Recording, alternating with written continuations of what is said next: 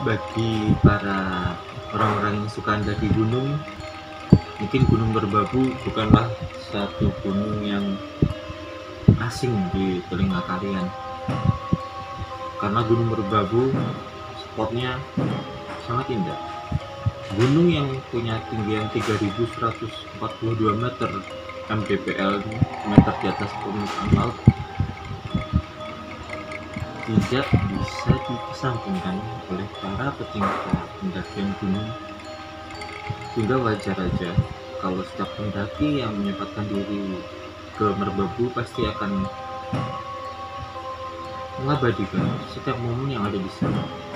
Tapi dibalik semua momen-momen yang diabadikan itu, ternyata Merbabu ini menyimpan banyak kisah mistisnya. Seperti apa kisahnya?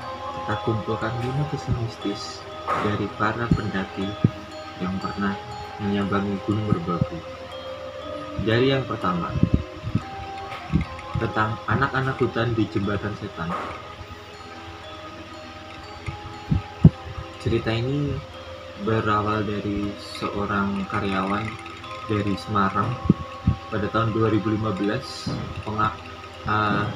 Pengalamannya yang dia alami, dia naik Merbabu dari Cungtel bersama dengan teman-temannya.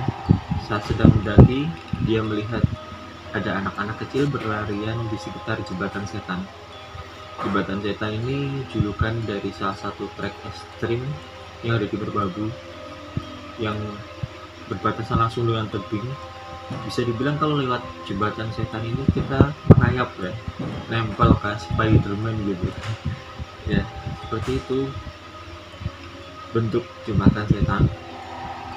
Dan pengalamannya adalah dia saat itu melihat ada bocah yang berlarian.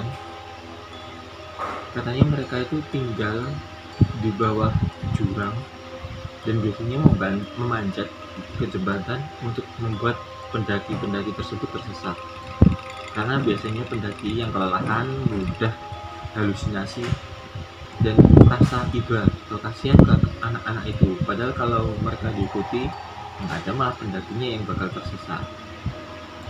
Nah, yang kedua, sosok bayangan misterius di Sabana 1.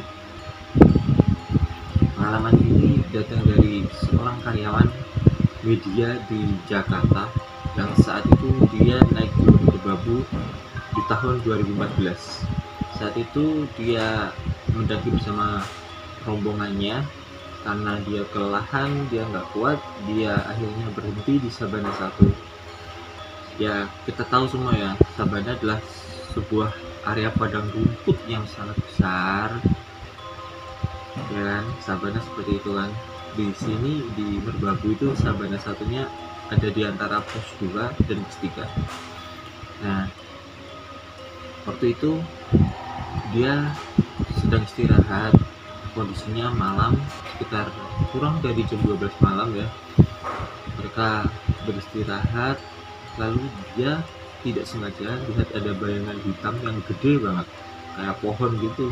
Padahal kan namanya sabana ya, padang rumput yang luas, nggak ada pohon. Kondisinya juga bulan purnama, jadi saat itu terang. Namun dia tahu di situ ada bayangan hitam gede, tapi cuma dia yang tahu, teman-temannya nggak ada yang tahu.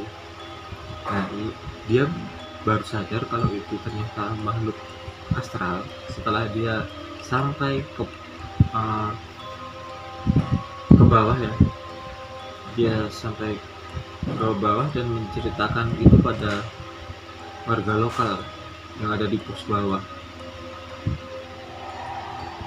dan warga mengiyakan kalau itu makhluk astral. Yang ketiga, adanya lutung yang mengikuti para pendaki. Selain bayangan hitam besar yang dialami oleh karyawan Jakarta tadi, karyawan media Jakarta tadi, dia juga pernah menemukan seekor lutung yang mengawasi perjalanannya. Menurutnya, lutung itu bergelayutan dari satu pohon ke pohon lain sambil mengawasi para pendaki. Lutungnya itu sendirian ya, bentuknya seperti monyet besar, diam di atas pohon sambil dia melihat dari atas dan mengikuti waktu lagi jalan. ceritanya seperti itu menurutku. Nah, yang keempat, Hanuman di jalur hutan pinus. Pada November 2017 lalu, seorang mahasiswa dari salah satu universitas di Semarang mendaki Merbabu bersama teman dan pacarnya lewat Swanting. Menurut penuturannya, saat melewati kawasan hutan pinus, dia merasa diikuti oleh sesuatu yang dia nggak tahu. Dia bilang kalau di situ ditempati oleh kera putih Hanuman, tapi kalau kata teman-teman wujudnya lain, wujudnya mirip pohon pisang.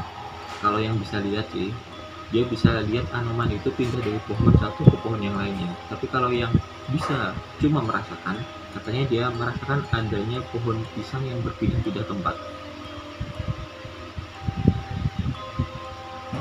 Dia sendiri mengaku kalau dia tidak melihat ada pohon pisang, dia malah melihatnya Hanuman. Yang kelima, adanya kuntilanak yang bergelayut di kaki para pendaki. Mbak Kunti ini ternyata ada di mana-mana. Masih cerita dari seorang mahasiswa dari Semarang tadi, dia mengaku selain diganggu sosok Hanuman, rombongannya juga diganggu oleh kuntilanak. Kejadian ini bermula saat pacarnya mengambil jahe yang berada di kawasan gunung tersebut. Pas mau turun gunung, ada kuntilanak yang bergelayut di kaki pacarnya, kayak pegangan di pergelangan kakinya. Karena dipegangin, lutut pacarnya ini jadi cedera, kakinya sakit, tapi untungnya nggak terlalu parah. Ya, walaupun saat turun dia harus menuntun dan menggendong pacarnya tadi.